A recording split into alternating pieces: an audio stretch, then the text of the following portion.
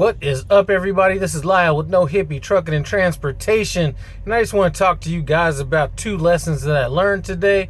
The first one kind of would apply to almost any driver that hasn't been through this before, and then the next one would kind of apply more towards people that are just about to get into it, or maybe just have started driving here recently. So anyway, before we get to that, I was listening to a little bit of old school today, so let me know if you know what's up with this. That's what I'm talking about right here. My posse's on Broadway. Me and Kid Sensation at home away from home in the black. Anyway, let me just pause that right quick. But anyway, I'm sitting out here in Morris, Illinois, and there's a reason for that. And I'll probably be here till early morning. It's about 12 noon right now. So, two things I learned today. I learned what a COA is. Now, a lot of people may not know what that is. If you're in the tanker division, I'm pretty sure that you have gone through this before. But a COA is Certificate of Authenticity. So I was at a shipper, and they had me sign off on some documents saying that I had the COA, and it was packed in one of the pallets that they had loaded. So one thing I won't do again is sign something that I don't know anything about, so I will make them break that seal if necessary. So anyway, I got to the receiver this morning, and they said that the COA wasn't there, and that I initialed for it, and all this kind of stuff. So what a COA is, basically is when you're shipping bulk product. So I happen to be shipping cocoa powder. It basically breaks down everything into percentages. So it could be this much whey, this much cocoa, this much. I mean, even broke it down to E. coli into certain percentages.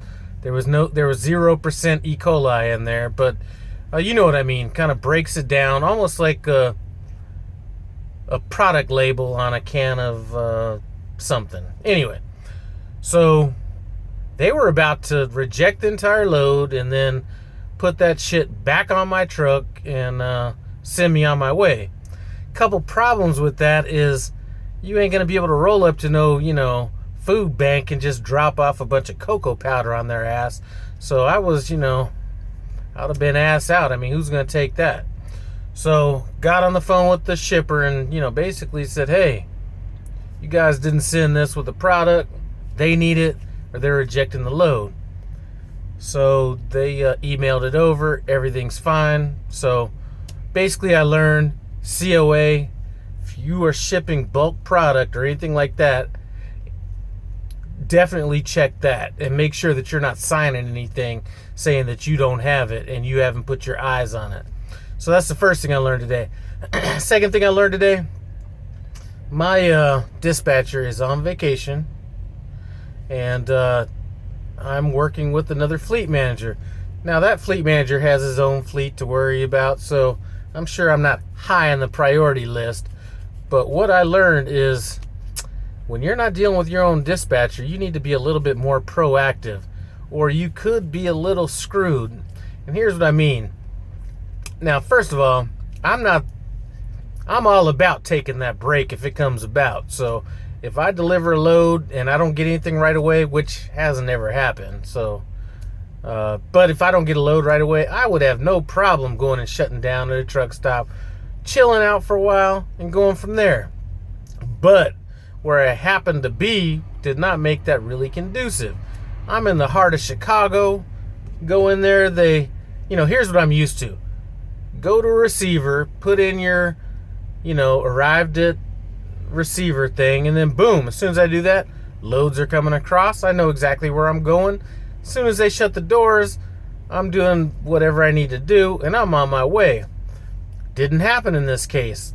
So I'm like, you know what? Sometimes that doesn't happen. As soon as I do my departure, I'm going to have a bunch of loads popping up, or I'm going to have a load popping up, and I'll be on my way. They were done unloading me. Got everything straightened out, the COA, put in my depart thing, no loads coming across. So I'm kind of in a situation where, okay, well, if I don't have anywhere to go as far as a shipper, anything like that, and there's no parking anywhere around here, I need to figure out where I'm going. So I text the fleet manager who's covering for my fleet manager, and I'm like, I need a pre-plan within 10 minutes. If I don't have a pre-plan, I need to leave the premises, and I will be headed to a truck stop and will be available at 7 o'clock tomorrow morning. So send that off, and then the fleet manager that's covering my fleet manager said 10-4 will make your projected time of availability 0700 tomorrow. Now, I know my fleet manager wouldn't have done that. My fleet manager's greedy. He'd have already had me on another load. But, like I said, there's another fleet manager that's covering for him, so pretty sure it's hard covering for two fleets. So basically I took that time to personally convey a good 45 miles out, because like I said, I was in the center of Chicago. There's nowhere to park around there. The only place that was kind of closer to where I am now was kind of a rest area that had been recently known for jacking fools for their freight, so I could not stop there.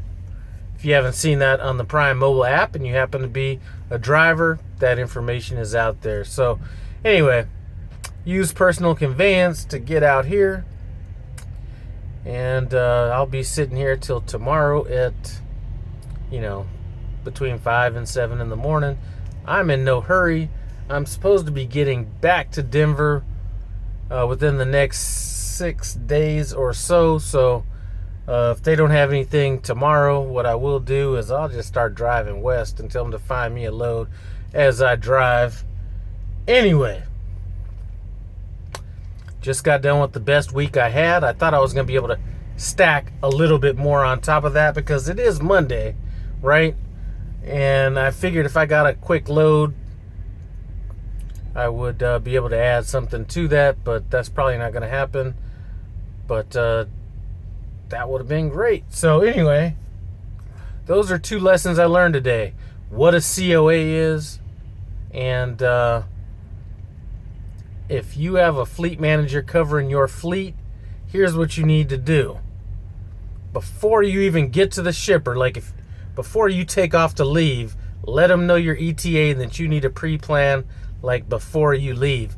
It wouldn't really be that big of a problem in most places. A lot of places have truck stops that are, fairly close, so you could just go shut down for a while and wait. But Chicago just doesn't really have shit. And I'm sure there's a few of those little spots I don't know about, but I didn't see them.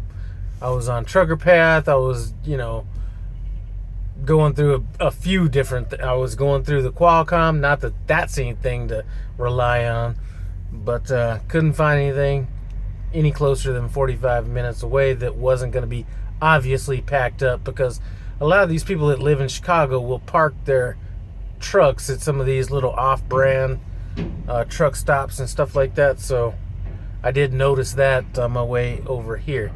Anyway, I do want to thank you guys for stopping by No Hippie Trucking and Transportation. I will hit you up with a little bit of this on the way out. Comment, subscribe, and all that. I'm calling up the posse. It's time to get ripping. The freaking neat sunroof to keep you suckers tripping.